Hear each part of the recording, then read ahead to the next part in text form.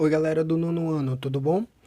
Hoje vamos falar sobre a questão da crise de 29, ou seja, naquela mesma linha do tempo em que a gente viu os efeitos do pós-Primeira Guerra Mundial. Na última aula, vimos a questão da Revolução Russa, ou seja, a saída da Rússia da Primeira Guerra Mundial, e hoje, como uma das outras consequências, né, desse confronto, desse primeiro confronto em escala mundial, vamos falar da crise de 29.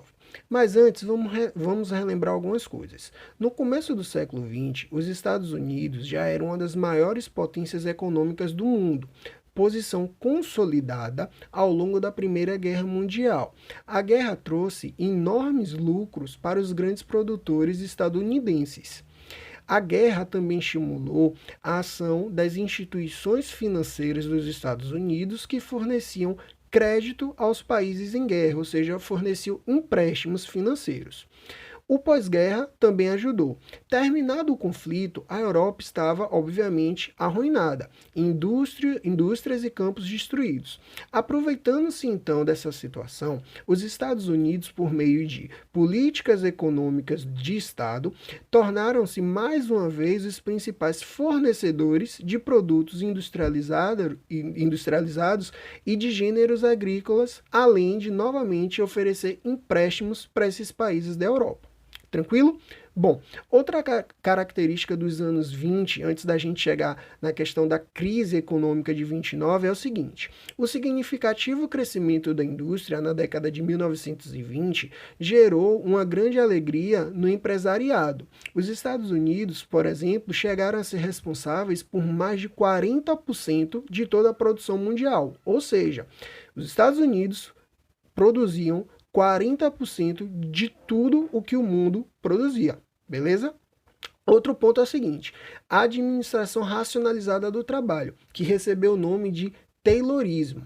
Era uma proposta, ou seja, era uma ideia onde a produtividade ela aumentaria se o trabalho industrial, se o trabalhador industrial, ele executasse tarefas simples e repetitivas, disciplinadas. Por sua vez, o trabalho intelectual de inovação e desenvolvimento deveria se restringir a uma pequena elite de trabalhadores especializados. O fabricante de automóveis, por exemplo, Henry Ford, ele atualizou esses métodos chamados tayloristas e revolucionou a produção ao criar a linha de montagem. Essas práticas de administração ficaram conhecidas como Fordismo. Outra característica dos anos 20 é a questão do estímulo do consumo de massa, que foi ampliado o mercado consumidor por meio do acesso facilitado ao crédito, ou seja, a empréstimos, e também a criação do sistema de compras à prestação. Todo esse clima de alegria, ele se refletiu no chamado American Way of Life, ou seja, o estilo de vida americano, beleza? Bom, seguindo então sobre essa questão da crise de 29, como vimos, o entusiasmo consumista, ou seja, essa alegria, esse boom, digamos assim, essa explosão no consumo no mercado interno, ou seja, dentro dos Estados Unidos, associado às exportações para os mercados europeus durante e após a guerra e para outras nações que a Europa também não conseguia suprir, aqueceram os setores industriais e agrícolas dos Estados Unidos, ou seja, a produção aumentou. No entanto, em meados dos anos 20, houve um declínio, ou seja, houve uma queda dos níveis mundiais de consumo. A alta produção durante a Primeira Guerra Mundial e logo após o seu término já não fazia mais sentido. Ou seja, já não fazia mais sentido os Estados Unidos produzirem tanto, já que esse consumo tinha caído.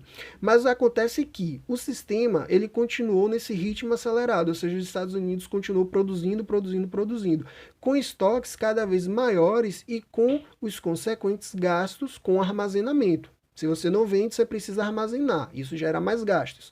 Em seguida, foram afetados os bancos, já que eles não recebiam os empréstimos contratados e não podiam realizar novos financiamentos, ou seja, os bancos que concediam empréstimo às pessoas não estavam tendo mais o pagamento desses empréstimos. Logo, sem receber esse dinheiro, eles também ficavam parados sem poder fazer novos financiamentos, novos empréstimos. E aí, um outro fator para a crise é a questão dos baixos salários dos trabalhadores estadunidenses, que também impediam o aumento do consumo. Ou seja, A grande parte dos trabalhadores nos Estados Unidos tinham baixos salários, então eles não conseguiam consumir. Isso também agravou a questão da crise. Em 29, então, a quebra da Bolsa de Valores revelou uma grande crise nos princípios e práticas do liberalismo econômico. Acreditava-se que a produção de riquezas, os preços, os lucros, os salários, segundo o liberalismo econômico, essa dinâmica econômica era regulada naturalmente pelas relações entre oferta e procura, rejeitando então as ações do Estado. Como os Estados Unidos eram responsáveis por cerca de 45% da produção industrial mundial, além de ser os maiores credores dos países europeus em reconstrução também no pós-guerra, os efeitos da crise não demoraram a atingir outras partes do mundo capitalista. E aí, as transações financeiras tiveram grandes reduções e milhares de bancos, em especial a maioria públicos e de pequeno e médio porte, eles foram à falência. À medida que as indústrias também faliam por conta desse efeito da crise de 29, também aumentava o índice de desemprego e, consequentemente, ocorria a retração, ou seja, a diminuição do consumo, provocando novas falências. Bom, para combater então essa crise de 29, a partir de 1932, os Estados Unidos adotou a política chamada do New Deal, onde apontava-se a necessidade da intervenção do Estado. Nesse sentido, o Estado, então, ele priorizou a recuperação das indústrias e do setor agrário, as obras de infraestrutura, a redução do desemprego para retomar o consumo. Ou seja, em palavras bem práticas, o Estado americano ele passou então a intervir na economia, principalmente aumentando os direitos trabalhistas com a criação, por exemplo, de salário mínimo e a realização de grandes obras públicas para gerar emprego e novamente aquecer a economia.